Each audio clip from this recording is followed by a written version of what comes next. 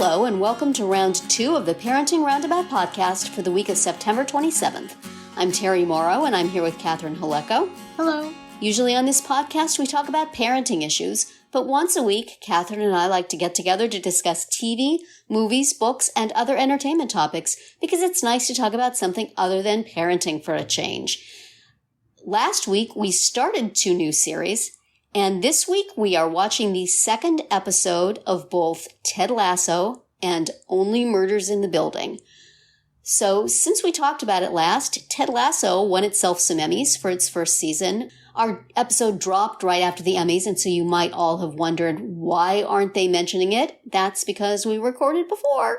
And really, honestly, I didn't realize the Emmys were still a thing until the night they were actually on. So, anyway, it won for Best Comedy and Best Actor in a Comedy for Jason Sudeikis, here, and Best Supporting Actress in a Comedy for the actress who plays the owner. Hannah Waddingham. Hannah Waddingham, which also, here, she is terrific in that part. She's great. It could so easily be a cartoon mean person, and yet somewhere buried deep below, a nuclear protection device's layers of defensiveness. Mm-hmm. There's a heart way down in there somewhere. And she does a great job of all the different moods and defense levels of that woman. Right. Who, even as she's doing horrible things, you really kind of feel for. Right, because she's still, looking at stuff about her ex on the internet. And, yes. She still feels rejected. Yes, even though she knows he's horrible. Yeah. She just can't help it. Yeah, it's awful. And she's just the contrast between her and Ted is hilarious. Mm-hmm. And he just keeps coming. And she is not wholly immune to it, but she's working real hard. She's definitely not immune to the biscuits. No. And then at the end, he's baking them for her. Yes. It's so adorable. Just as she's about to put photos out that will cause at least 1 episode's worth of complications. Drama. Yeah, I really, really enjoyed this episode, and the ending of it made me really, really not look forward to next week. Because of the photos. Mm-hmm. Yeah, and because the parts with the press, I can see the appeal, but I just want them to go away. Yeah. Anyway. I mean, I think that's a big British thing, that's... Yes, it is. Definitely. Absolutely. But when the biggest villain is not the woman who wants this nice guy to have humiliating defeat, but the press. Right. Do you feel personally attacked? I do. Anyway, it was an adorable episode, though. I liked it very much, even though I hate what may be coming after. But you started to get to know the players some. Mm-hmm. And, that some of what Ted is doing is working on some of them. Yes. Except for the terrible Jamie. And even a few minutes for him. Short while. Yeah, only for... He is completely insufferable.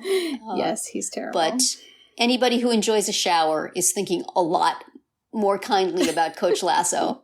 That scene. Yes, the scene where the guy just gets blown backwards out of the shower is beautiful. And it's wonderful. Just a tiny little joke, and it's wonderful.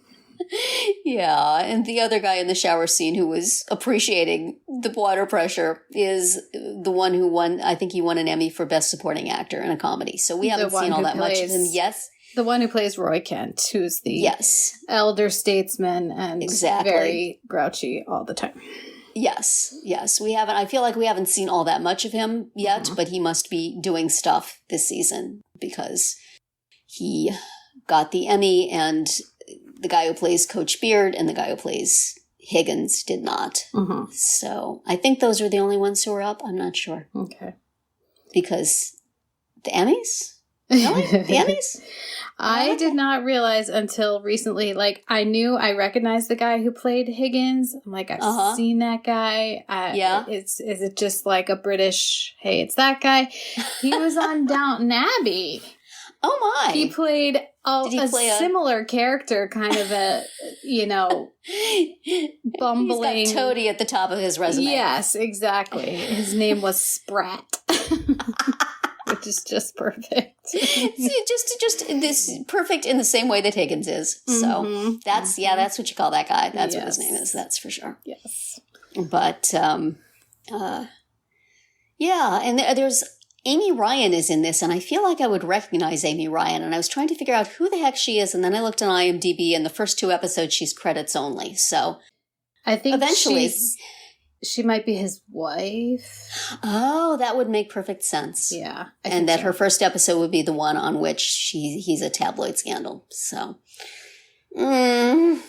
makes me less enthusiastic for next episode. But I am sure that Ted will come out of it in his hyper-positive way, and it will be fun. Yes. Since you don't care about spoilers, let me just reassure you that we should say for our listeners who care about spoilers, just cover your ears and say la la la la, I can't hear you, or hit the 30-second button. This 1-year-old show. All I'm going to say is all will be well. Yes. So that seems to be the kind of show it is. Exactly. And so I am happy for that. And also the fact that in this episode you started to see some cracks in, mean owner lady. Rebecca. Makes me feel that things will not, that Ted's relentless to the point of obnoxiousness positivity will win out in the end. That's not really obnoxious. It's just lovable. Yeah. It's just an extraordinarily lovable character. Mm-hmm. And he fixes a shower, and I respect that. Yes. And he throws a birthday party for the kid who's homesick. Yes. And, and then all the other extras seem to be enjoying him very much. All the extras on the team who don't actually, I don't know so much as have names, but they're smiling. Right. And making encouraging gestures. Right. So. And they're participating in, the birthday party and all that. Right. So there's hope. There's hope for this team. But first. Even though this episode does. Some bumps. This episode is the first one where you see them play a game and lose a game. Yes. And I am intrigued by his little relationship with the girl soccer player who he sees on the street from time to time. Mm-hmm. That's adorable. That scene with them at the end, so cute. Yes. She seems to live in his neighborhood. Yes. His unlikely adorable neighborhood. Yes. Oh my gosh, wonderful. Like he lives in this little pedestrian street, and it looks like something from Epcot. Yes. Well, and as we talked about with Only Murders in the Building, like the visuals of the real estate are just lovely. So nice. And I as in when we were talking about the station agent and wishing that we lived near Joe also, it would be fun to know Ted. He would bring you stuff, and he would always know exactly what to say to make you feel better. Mm-hmm. And he would feed you hamburgers on the street, should that be necessary. Right. And should you be wearing some sort of prosthetics on your fingers that made you not be able to touch food. Gives you encouraging army men just to protect you and stuff like that. I want somebody like that. It would be, if you were in a bad mood, it would be annoying. Okay, but it would get you out of the bad mood. So. Yeah. And he bakes you cookies and puts them in a bakery box so you don't know. It's Ted Lasso. It's a little bit sneaky. He's a high concept of a man, but I am here for it. Mm-hmm. Well, do you have anything else you want to say about this episode, or shall we move on to the other real estate? Yes, let's move on. And as you said, that we are watching, high concept again. Indeed. But if you had told me going into this that in a show with Martin Short and Steve Martin, the character you will be most fascinated by is the one played by Selena Gomez, I would say, well, that sounds unlikely. But this episode stepped it up considerably. Mm-hmm. I mean, the flashback is extremely convenient, but it was interesting, I thought.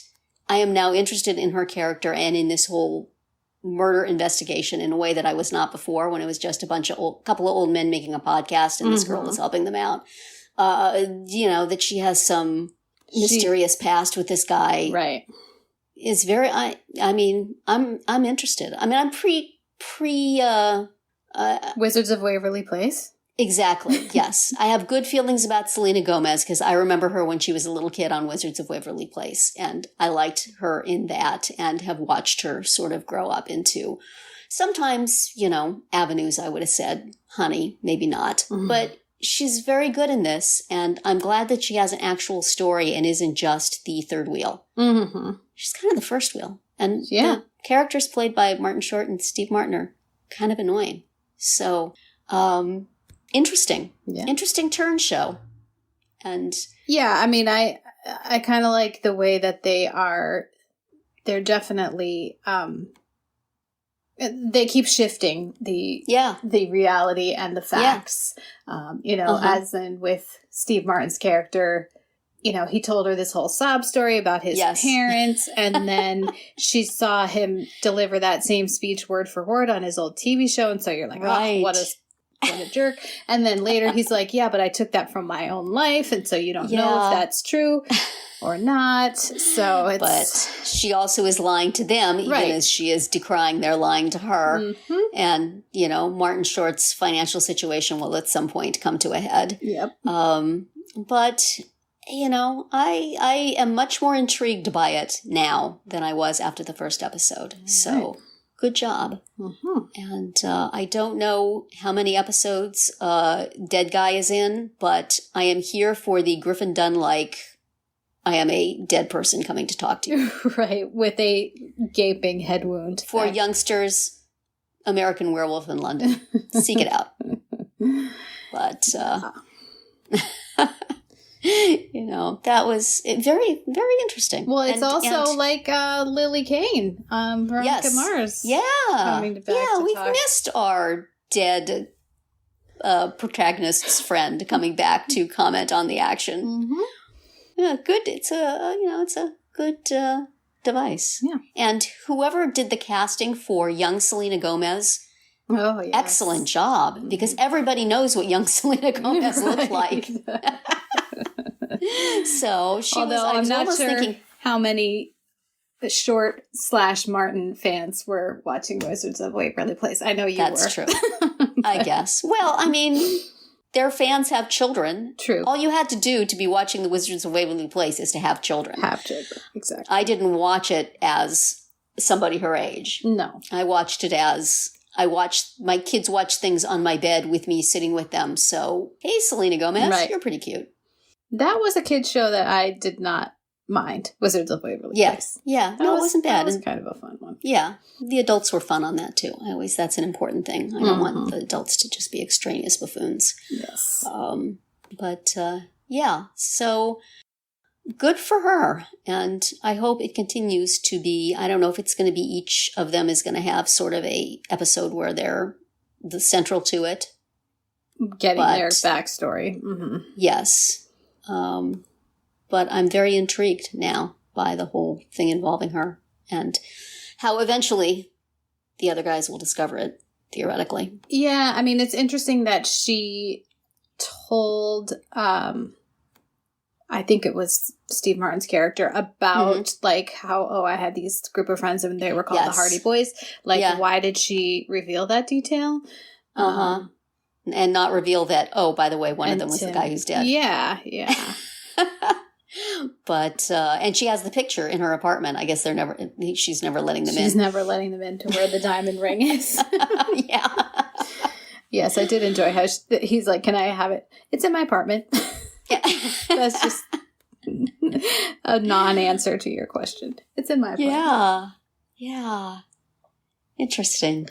It's much more interesting this episode to me. So we'll see where it goes. It's hard to know. You never can know from a pilot. Yes. But I feel like both of these shows expanded greatly on their premises with the second episode. Mm-hmm. And that's the way you want to do it. Right. You got your setup, but then you have to go someplace. Yeah. So, which is kind of wild because, they have to sell it on the pilot. And right. But yet pilots are always bad. They're always bad because they're just concept, basically. They're just setting up the concept and not delivering on it. And it has to be high enough concept to get an okay. So clearly the sell on this is, hey, Steve Martin, Martin Short. Yeah. in a fancy New York apartment. And so that's what we got, pretty much the first one. Mm-hmm. They're going to do a podcast. Isn't that funny? Because, see, they're old and they're going to do a podcast. Imagine that. I wonder if Tina Fey will come back. Was she on the first episode? Yeah, she played the podcaster who was basically Sarah Koenig from Serial. Okay. Was her whole, that's what they were playing on. Okay. I did not notice that, but I saw her on IMDb because I was looking at the cast and, kind of seeing how many episodes people were in. Mm-hmm. It said she's on 3 episodes, so okay. Yes. So she'll be back. She will. Have they dropped this podcast that they're doing yet? Or are they just recording episodes for it in a way that nobody records podcasts? I didn't listen to Serial. Was she just walking around with a phone and shoving it in people's faces? To some extent. It was just more of first of all, they gave the Tina Fey character a name that's very similar. But it was sort of her vocal affectations and just kind of phrasing and that sort of thing is what they were sending up here. More and the fact that it was true crime, obviously. Right. Right. A genre I have less than zero interest in. I did listen to Serial. I mean, Did you? I mean, I was aware of it. You couldn't not be aware of it. You could not be, yeah. But I did not have any temptation to listen to it because crime is scary. Yeah. And I would prefer not to be scared. Thank you very much. Yes. Even fictional stuff, I would prefer not to. Thank you. Yes. So, but here I am watching a TV show about a true crime and also about true crime podcasts, and I'm enjoying it, so who knows? I ate sardines recently. Maybe I'm opening myself up to all sorts of new experiences. Your life is changing all the time. Well, do you have anything else you want to say about Who is Tim Kono? Which totally should have been Who was Tim Kono, but okay. Yeah. I agree with whichever of them was arguing syntax, but... that also sounds like something Serial would do. Yeah. To be honest. Use that. Yeah, well, you will have to be our Serial correspondent to it's been draw a few years. Draw all those lines. It's been a lot of years, hasn't it? It was a while ago, wasn't it? It was a long time ago. Yeah. Yeah, because they've had multiple additional seasons since the first one, went crazy. They've had several more, a few of which, and at least one spinoff. I've listened to one episode or one series and one spinoff, but not all. Yeah. Not all of everything. Yeah. So. Also should mention that in the Selena Gomez's wardrobe choices department, I didn't care for the big fluffy sweater jacket she was wearing last time, but that skirt this week, I would wear that skirt. Yeah. That was a good looking skirt. Yeah. I like her clothes. I do. Whoever's doing wardrobe for that character, good job. And thank you for not making a contrast with Red Beats headphones this week. That was uncomfortable to me. I don't think she had those on at all. Yeah. There are certain colors I do not wish to see together. Thank you. But she looked very, very stylish. Yes. And I like that skirt.